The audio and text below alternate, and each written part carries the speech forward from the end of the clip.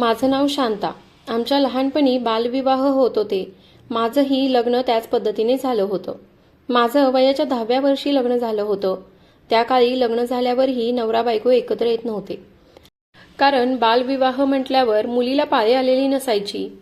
त्यामुळे त्या दोघांना एकत्र येण्याची परवानगी नव्हती.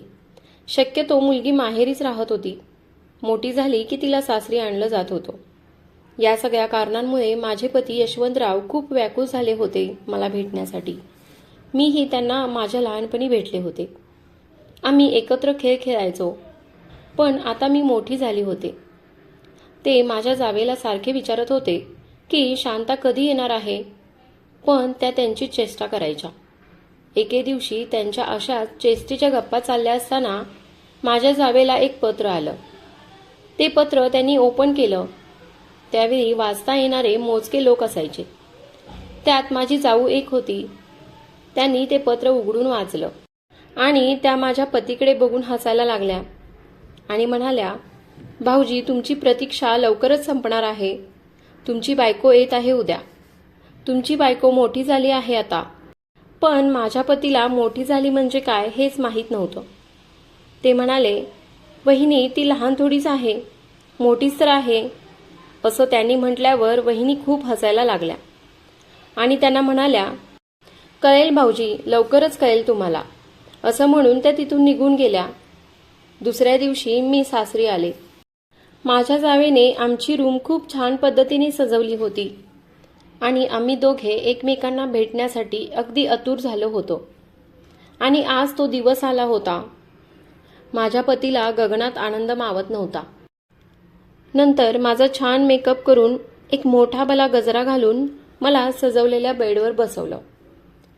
मी त्यांची वाट बघत बसले होते. नंतर थोड्या वेळाने ते माझ्यासाठी दुधाचा ग्लास घेऊन आले. मला पाहून त्यांचं भान हरवून गेलं होतं, कारण मी तेवढी खूप सुंदर दिसत होते. पण ती रात्र माझ्यासाठी काळोखाची रात्र ठरली. कारण त्या रात्री माझ्यासोबत जे झालं ते आयुष्यभर मला भोगावं लागलं होतं. माझ्या पतीने तो दुधाचा ग्लास टेबलवर ठेवला आणि नंतर बेडवर येऊन बसले. आणि ती आमची पहिली मधुचंद्राची रात्र असल्यामुळे आम्ही दोघे खूप उत्सुक होतो. ते मला स्पर्श करणार तेवढ्यात मी खूप जोराने किंचाळले. कारण माझे पती यशवंतराव त्यांच्या छातीत खूप दुखायला लागलं होतं आणि ते बघता क्षणी खाली बेडवर कोसळले. मला त्यांचा स्पर्शही झाला नाही.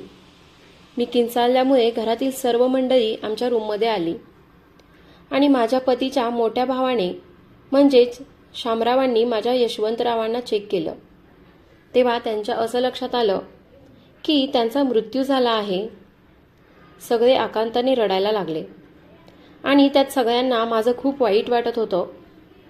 कारण आज लग्नाची पहिली रात्र असताना पती निघून गेल्याची बातमी एकाच बाईला खूप त्रासदायक असते. आणि माझी अवस्था तर खूप वाईट झाली होती. कारण मला त्या रात्री माझ्या पतीचा स्पर्शही झाला नव्हता आणि माझी इच्छा अपूर्ण राहिली होती आणि पती गेल्याचं दुःखही खूप वाटत होतं. नंतर तिसऱ्याच दिवशी आम्ही सगळे नैवेद्य घेऊन स्मशानभूमीत गेलो आणि तिथे एकाही कावळ्याने त्यांचा नैवेद्य शिवला नाही. सगळ्यांनी खूप वाट बघितली. नंतर गाई आणली. गाईनेही तो नैवेद्य शिवला नाही, म्हणून सगळ्यांना खूप टेन्शन आलं होतं. मग शामराव माझ्या पतीच्या नैवेद्याजवळ गेले आणि काहीतरी म्हणाले आणि लगेच एक चमत्कार झाला. लगेच एक कावळा आला आणि नैवेद्य शिवून निघून गेला. सगळ्यांना खूप आश्चर्य वाटलं की शामरावांनी असं काय बोलले असतील. ही शंका सर्वांच्या मनात आली. नंतर आम्ही सगळे घरी आलो. आंघोळ वगैरे झाली आणि नंतर 12वा दिवस आला. काही कामानिमित्त शामराव बाहेर गेले होते. 12व्या दिवशी माझ्या सासूबाईंनी एक न्हावी घरात बोलवून आणला होता.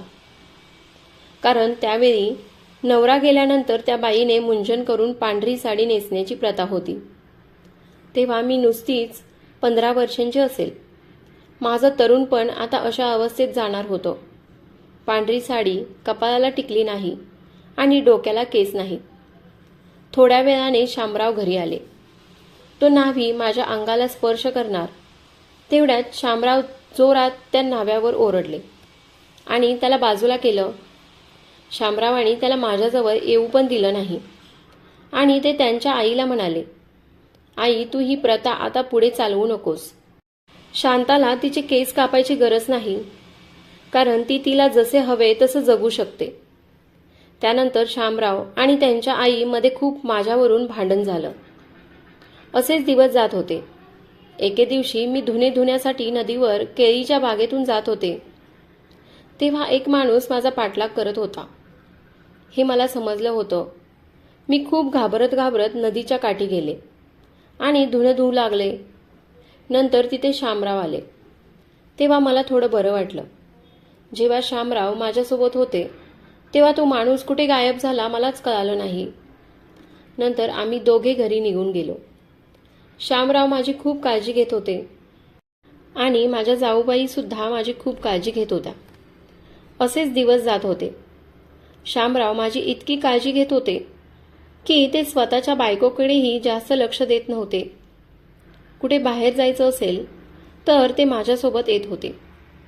काही दिवसांनी माझ्या जावेला एक मोठा आजार झाला. त्यांचं जरा कामाकडे दुर्लक्षच होऊ लागलं. सगळी कामं मीच करत होते. तेव्हा शामराव त्यांच्या बायकोला म्हणाले, अगं, शांता एकटीच काम करते. तिचं खूप कोवळं वय आहे. तिला एवढा त्रास नको देऊस. पण माझ्या जाऊबाई खूप चांगल्या होत्या. त्या त्रास होईल असं कधीच वागत नव्हत्या.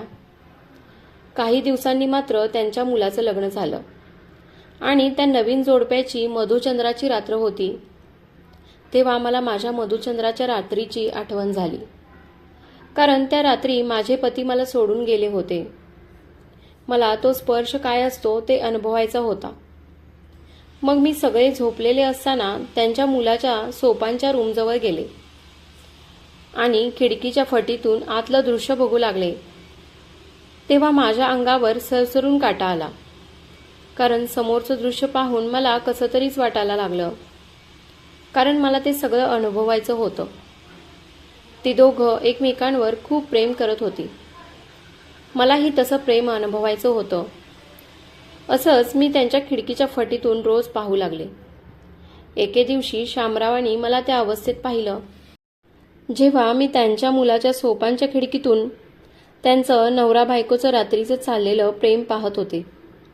तेव्हा शामराव माझ्यावर खूप चिडले आणि मला ओरडून माझ्या रूममध्ये जायला सांगितलं.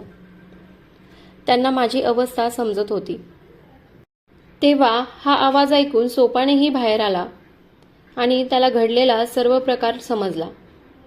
त्याला हे सगळं खूप लाजिरवाणं वाटलं. त्यामुळे त्याने घर सोडून जायचा निर्णय घेतला. दुसऱ्या दिवशी तो त्याच्या बायकोला घेऊन घर सोडून शहरात निघून गेला. त्यानंतर असेच दिवस जात होते.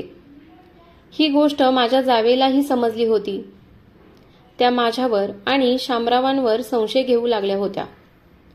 त्यांना वाटत होतं की शामरावांचं आणि माझं लफडं चालू आहे आणि मी शामरावांना त्यांच्या जाळ्यामध्ये ओढून घेतलं आहे.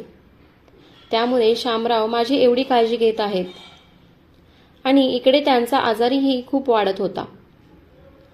त्यांना झोपेमध्येही माझी आणि शामरावांची स्वप्न पडत होती. त्यामुळे रात्रीच्या वेळेस दचकून उठत होत्या. माझ्या जाऊबाई आता माझ्याशी चांगलं वागत नव्हत्या, कारण त्यांना त्यांच्या नवऱ्याबद्दल मनात संशयाचं भूत शिरलं होतं. त्या आता माझ्यासोबत शामरावांना बोलूही देत नव्हत्या आणि शामराव मात्र माझी खूप काळजी घेत होते. ते त्यांच्या बायकोच्या बोलण्याकडे दुर्लक्ष करत होते आणि असेच दिवस चालले होते. तेव्हा त्यांच्या बायकोची अचानक तब्येत बिघडली आणि त्या शामरावांना कायमचं सोडून निघून गेल्या. आता घरामध्ये फक्त मी आणि शामराव आणि माझ्या सासूबाई असे आम्ही तिघेच राहिलो होतो. जेव्हा माझ्या जाऊबाई देवाघरी निघून गेल्या तेव्हापासून माझ्या सासूबाईंच्या मनात एक गोष्ट यायला लागली होती की शामराव आणि माझं लग्न व्हावं, कारण मलाही माझा नवरा नव्हता आणि शामरावांनाही त्यांची बायको नव्हती. मग आम्ही दोघे एकटे राहण्यापेक्षा एकत्र येऊन राहावं अशी त्यांची इच्छा होती. आता मलाही शामरावांबद्दल थोडी आपुलकी वाटू लागली होती आणि त्यांच्याबद्दल प्रेमही वाटू लागलं होतं. कधीकधी शामरावांच्याही नजरेत मला माझ्याबद्दल प्रेम दिसत होतं. माझं वय वाढत चाललं होतं. आता मी 40शी ओलांडली होती. तरीही एकाही पुरुषाचा स्पर्श माझ्या अंगाला झाला नव्हता, कारण शामरावांनी तशी काळजीच घेतली होती. माझा नवरा गेला तेव्हापासून शामरावांनी माझ्याजवळ एकाही पुरुषाला येऊ दिलं नव्हतं. शामराव असं का वागत होते हे मलाही कळत नव्हतं. एक दिवस मी खूप आजारी पडले. तेव्हा माझ्या सासूबाईंनी वैद्याला घरी बोलवून आणलं आणि शामरावही घरीच होते. पण त्यांनी वैद्याला मला हातही लावू दिला नाही. त्यांनी मला तपासूही दिलं नव्हतं. तेव्हा माझ्या सासूबाईंच्या आणि माझ्या मनात एकच प्रश्न येत होता की शामराव असं का करत आहेत. ते माझ्याजवळ कोणत्याही पुरुषाला काय येऊ देत नाहीत. मी आजारी असतानाही माझ्यावर उपचार करण्याची त्या वैद्याला परवानगी का नसावी, असे प्रश्न माझ्या मनात येत होते. शामराव माझ्यावर स्वतः उपचार करत होते, पण त्यांनीही माझ्या अंगाला स्पर्श केला नव्हता. मला समजतच नव्हतं की शामराव नक्की असं का करत आहेत ते. आता शामरावही माझ्यावर खूप प्रेम करू लागले होते आणि मीही त्यांच्यावर खूप प्रेम करू लागले होते. पण आम्ही एकत्र येत नव्हतो, कारण शामरावांनी तशी काळजीच घेतली होती. ते माझ्यावर प्रेम करत असूनही माझ्यापासून खूप लांब राहत होते. आता माझं शरीर प्रेमासाठी खूप आसुसलं होतं. माझं आयुष्य संपत चाललं होतं.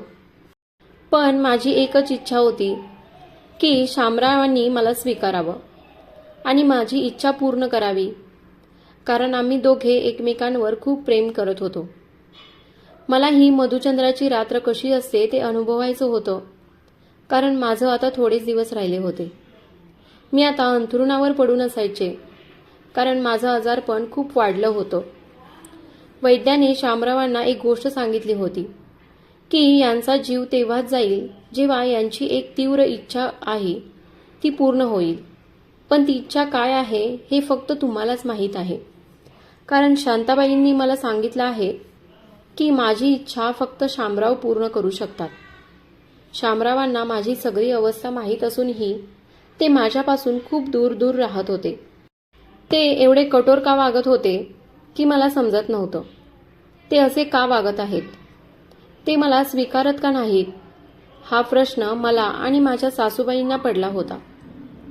आता तर मी आजारी असल्यामुळे मला खूप त्रास होत होता. माझे 1-2 दिवस राहिले होते. आज काहीही झालं तरी त्यांना मला न स्वीकारण्याचं कारण विचारायचं होतं, असं मी ठरवलं होतं. आज मला खूप त्रास होत होता. माझा शेवटचा क्षण जवळ आला होता. तेव्हा शामराव माझ्या रूममध्ये आले आणि मला म्हणाले, बास आता, मी जी प्रतिज्ञा केली होती ती मी मोडत आहे. तुझी अवस्था मला पाहवत नाही. मला त्यांच्या बोलण्याचा काहीच अर्थ समजत नव्हता. ते माझ्याजवळ आले आणि माझा हात हातात घेतला. तेव्हा माझ्या अंगावर सरसरून काटा आला, कारण असा स्पर्श मला माझ्या आयुष्यात पहिल्यांदाच झाला होता. मला हा प्रश्न पडला की आजपर्यंत त्यांनी मला एकदाही स्पर्श का केला नव्हता. मग आज का माझ्या त्यांनी हातात हात घेतला. आणि नंतर त्यांनी बोलायला चालू केलं. त्यांनी पुढे जे काही सांगितलं ते ऐकून मला खूप आश्चर्य वाटलं. ते म्हणाले की शांता, तुला आठवतं का, तुझा नवरा म्हणजे माझा भाऊ यशवंताचं कावळ्यांनी नैवेद्य का शिवला नव्हता ते, आणि मी नैवेद्याजवळ गेल्यावर कावळ्यांनी लगेच नैवेद्य का शिवला. मी आश्चर्याने त्यांच्याकडे बघत होते. ते म्हणाले, मी त्या नैवेद्याजवळ जाऊन यशवंताला वचन दिलं होतं की तुझ्या बायकोला कोणत्याही पुरुषाचा स्पर्श होऊ देणार नाही आणि ती शेवटपर्यंत तुझीच राहील. मी हे असं बोलल्यावर कावळ्याने पटकन नैवेद्य शिवला. त्यानंतर माझ्या आईने तुझे मुंजन करायचं म्हणून नाभी बोलवून आणला होता. त्यालाही मी हाकलावून लावलं होतं, कारण त्याचंही कारण हेच होतं की त्याचा स्पर्श तुझ्या अंगाला होता कामा नये. आणि नंतर तू आजारी पडल्यावरही मी तुझ्याजवळ वैद्याला येऊ दिलं नाही. त्यांनी सांगेल तसे उपचार मी माझ्या आईकडून करून घेतले होते, कारण वैद्याचाही स्पर्श तुला होऊन द्यायचा नव्हता. पण आज मला तुझी अवस्था पाहवत नाही आणि आता माझाही माझ्यावर संयम राहिला नाही. मलाही तुला एकदा जवळ घेऊन भरभरून प्रेम करायचं आहे. इतके दिवस मी तुझ्यापासून लांब राहिलो, पण आज सगळ्या प्रतिज्ञा, सगळे बंध तोडून मी तुझा स्वीकार करतो, असे म्हणून शामरावांनी मला जवळ घेतलं आणि मला घट्ट मिठी मारली. आता माझं मन तृप्त झालं होतं. मी शामरावांना म्हणाले, आता तुम्ही मला तुमची बायको म्हणून स्वीकारलं. आता मी मरणासाठी मोकळी झाली. तेव्हा शामरावांनी मला वचन दिलं की काही जरी झालं तरी मी तुला काही होऊ देणार नाही. अशा प्रकारे माझी मधुचंद्राची रात्र पार पडली. आता आम्ही दोघेही एकमेकांवर खूप प्रेम करत होतो.